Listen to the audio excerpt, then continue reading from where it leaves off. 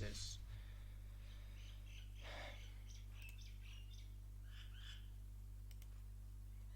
This is the key to IELTS Academic Writing Task 1 and lesson number 1. So really super informative book. It's written by Pauline Cullen.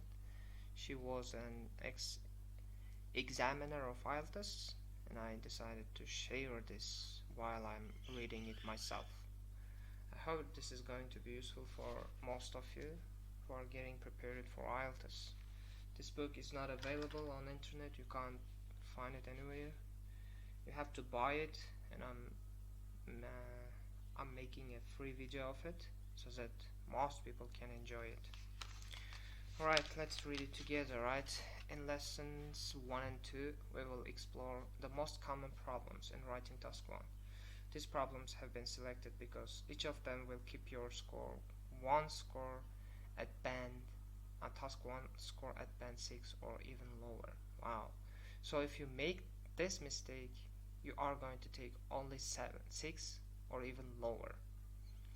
Using the wrong materials. As with other parts of the test, many of the misunderstandings about task 1 come from using the wrong materials for your practice. Some people try to justify this, telling me task 1 in IELTS is a graph of some kind, so we can practice even using a random infographic. If you are using materials you find online or that that have been shared following a test, then you are not preparing for the real test. Materials used in the real test are carefully written and edited so that they are not confusing. They don't require specialist or technical knowledge. They force you to use and therefore practice the skills you need to show in the test. Let's see. That makes sense, right?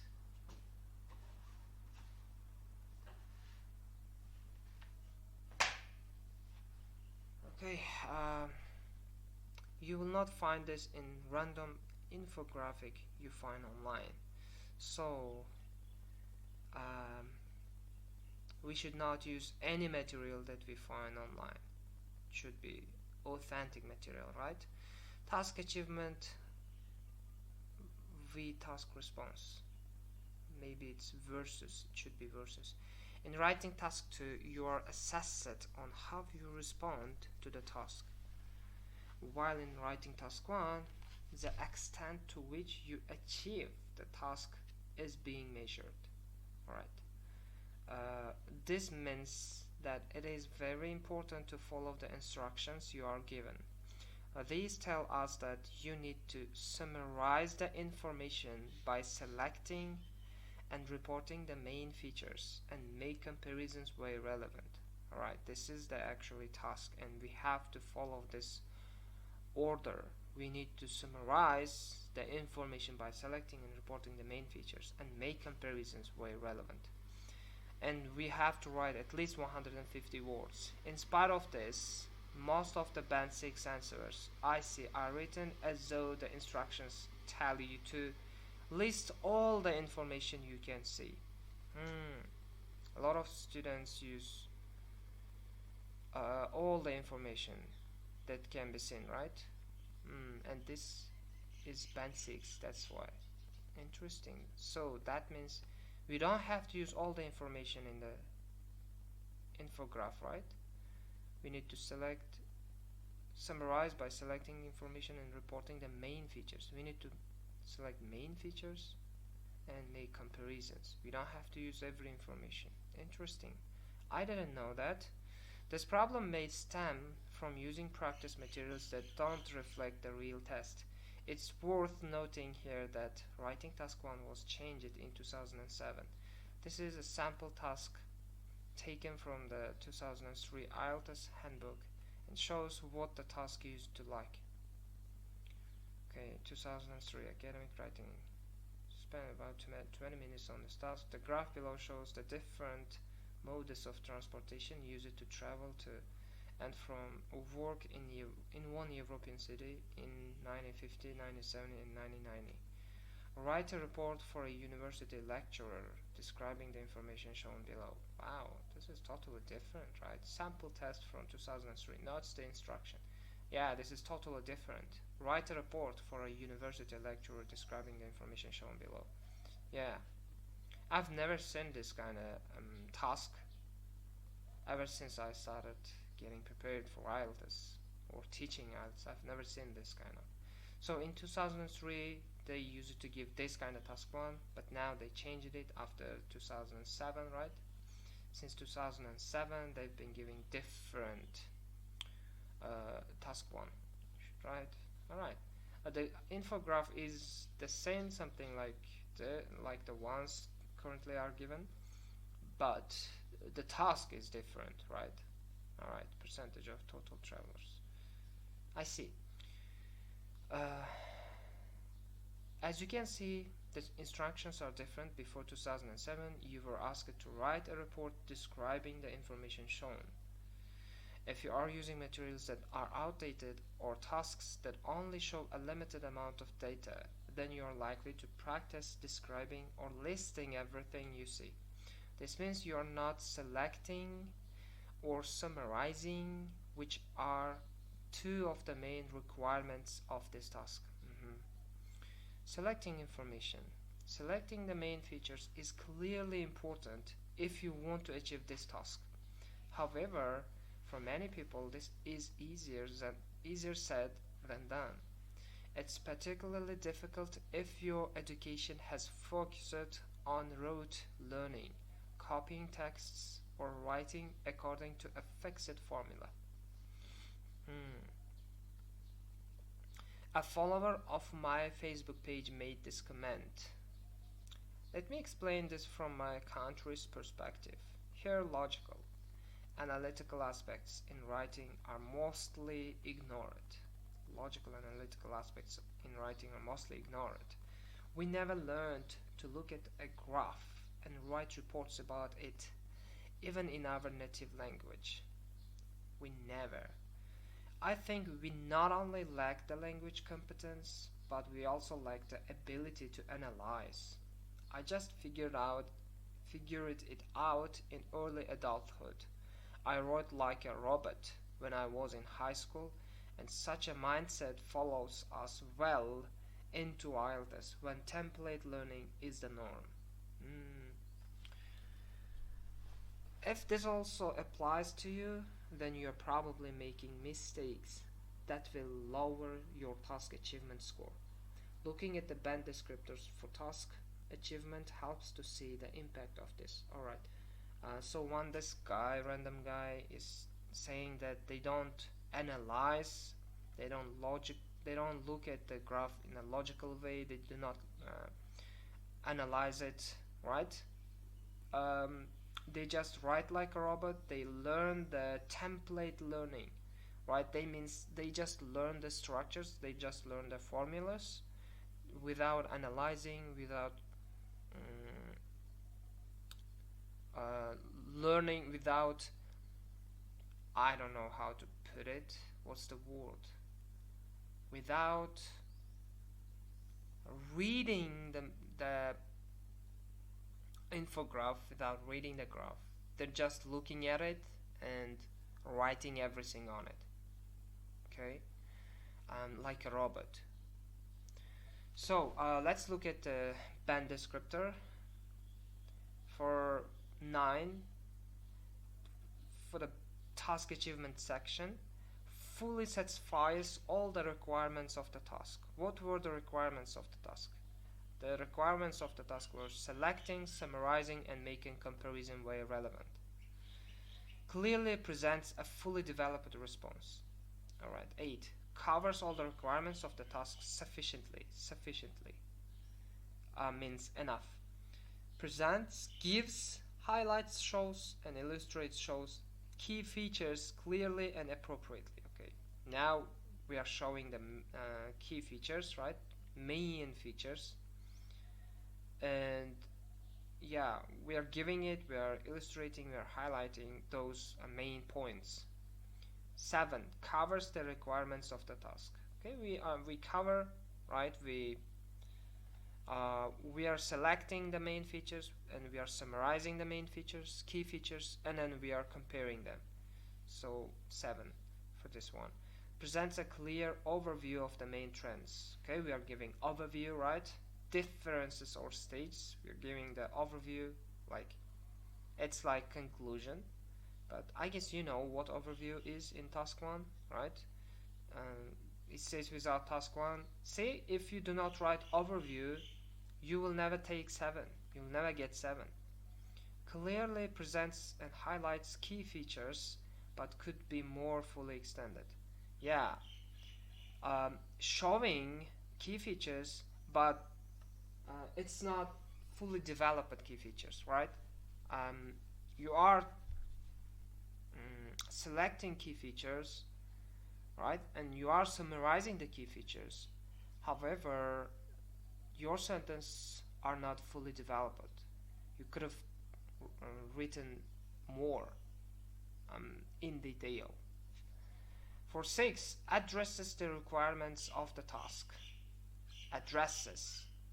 Address means, yeah, a bit, writes a bit about it, but this is not like covering. Addressing and covering are totally different things. Cover means you do that.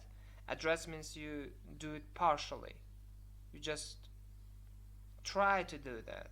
You know what I mean? Like 30%, 40%. Cover means like at least 70-80%. Presents an overview with information appropriately selected.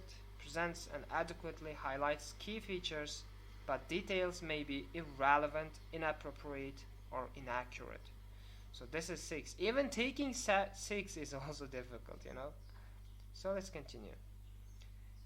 As we can see, you will only reach band 7 in task achievement if you cover the requirements of the task, namely summarizing the information by selecting and reporting the main features and making comparisons where relevant.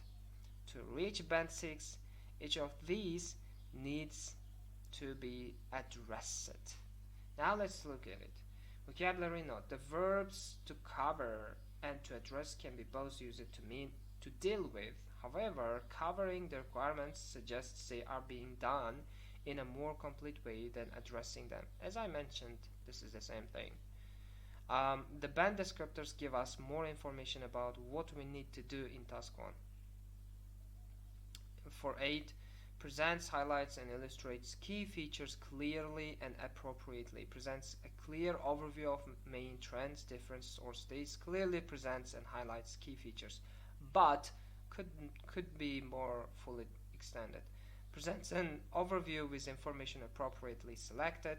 Presents and adequately highlights key features, but details may be irrelevant, inappropriate, or inaccurate.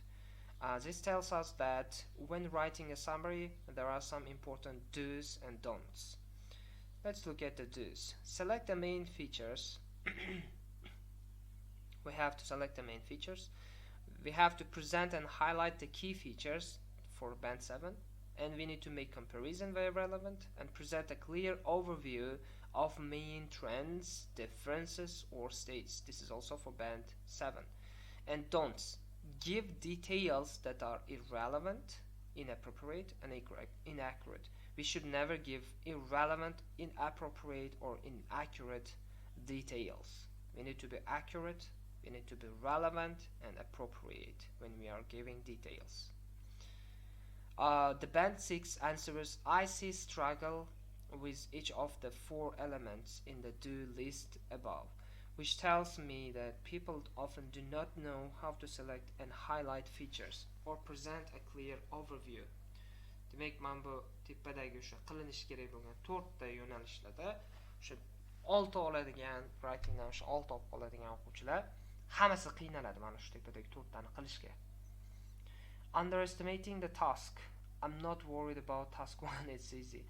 A lot of students say just task 1 is easy peasy, so I don't care about it. But they're making a huge mistake.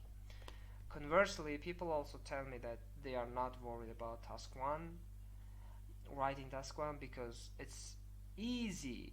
Look under converted comma. Qo'shni ochida easy, which means task 1 is not easy, guys. maybe even high band score students, or let's say even teachers, they have difficulty with their writing. It's really hard to get 7 or 7.5 for writing, it's more difficult than taking 9 from reading and listening, even speaking in this term. uh, the reason is because we as teachers tend to neglect maybe writing task 1. This is the problem. This might be the problem why we're taking a lower score than we expect.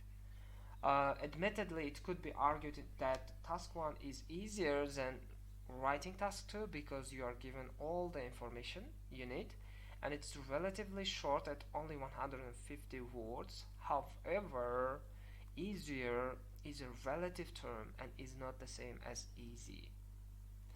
A mountain B may be easier to climb than mountain A, but climbing mountain B is not an easy task. Yeah, like mountain B means mountain A is task 2. This is the task 2, and this is the task 1. And yes, of course, this is smaller than task 2, but even if it's smaller, you have to climb it. And this climbing process means this writing process is anyway difficult. It's easier than writing task 2. However, writing it properly is still difficult. It's still going to be difficult. You still have to climb with difficulty. You still have to spend a lot of effort. That's why I believe that you need to focus more on you need to spend equal amount of time for both writing task 1 and task 2. Okay? You should never neglect your task 1. IELTS aims to be a valid test of your language skills. This means that the tasks you use to assess your level are similar to those you might expect to carry out in a real-world situation. In a professional setting, task 1 can be compared to writing about a new manufacturing process, the results section of a company's annual report, or the results of a survey conducted by local government. Walking more, driving less. 83% of millennials like walking, but only 71% like driving. This 12-point gap is a wider margin than any other generation. The gap for baby boomers is 2 points.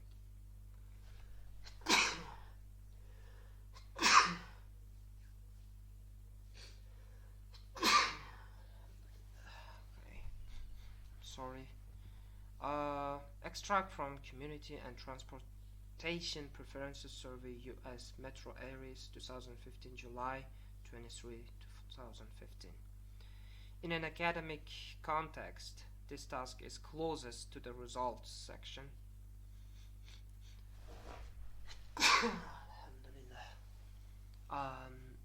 In an academic context, this task is closest to the results section in a specific paper or university assignment.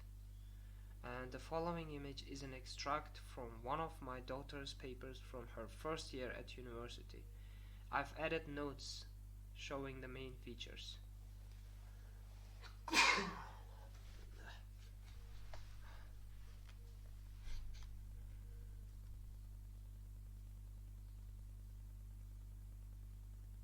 Okay, results. The data collected was analyzed by comparing the number of correct responses in each condition for each drink tested.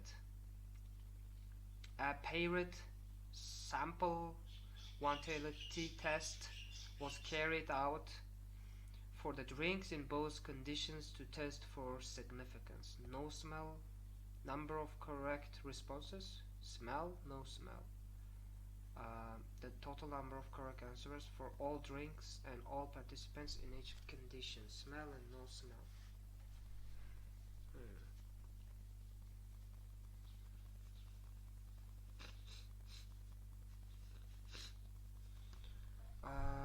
An introductory sentence telling readers what they are looking at. Alright, this is the introduction, and This is giving information about what we are looking at. The data collected was analyzed by comparing the number of correct responses in each condition for each drink tested. And a paired sample, one-tailed t-test was carried out for the drinks in both conditions to test for significance. And then there is then overview sentence, and this overview statement that sums up the main features. This is giving the main features, like summarizing everything. As illustrated by figure 1, overall participants accurately guessed more drinks in the condition in which they were able to smell than the condition in which they could not smell. Okay, when they could smell, they found almost 100%. When they could not, they almost found 70%. In the smell condition, there was a total of 96% responses in comparison to 86% correct responses in the no smell condition. Great. 68. 68%. Wow, this is amazing how accurate. Look. Shu qarab turib 68%ligini shunchalik accurately aytgan ekan. 70 deb olgan bo'lardim men. Alright, just a second. Okay, let's continue. And then 2 or more paragraphs given a more detailed summary of the main features. Yeah, this is now table 1 highlights the variability of accuracy between the two conditions for each drink in the smell, blah blah blah blah blah blah. Although you're not being asked to produce an academic piece of writing, the elements you need to include are very similar to those listed above. Yeah, it should be like this. This is academic and it should be like this. The lessons in this book will show you how you achieve these in your own writing. What I hope this sample shows you is that although task 1 is a short task, it should definitely not be dismissed as an easy one. In fact, in my view, it may be easier to get a low score in task 1 than in task 2. Well, this statement is funny. It's easier to get the lower score in task 1 than in task 2. Yes, that makes sense actually. I think taking 6 or 6.5 from task 2 is easier than taking 6.5 from task 1. I think so, at least. For us, because we have tendency to write task 2 better than task 1. We have innate, ability to talk, to write about abstract things like task 2 topics than this, how to put it, analytical reports, right? If you are good at math, like if you are kind of math person, then it might be easier for you, but for me task 1 is more difficult than task 2 actually. We've done the page 1. I'll read the page 2 later. Thank you for your attention.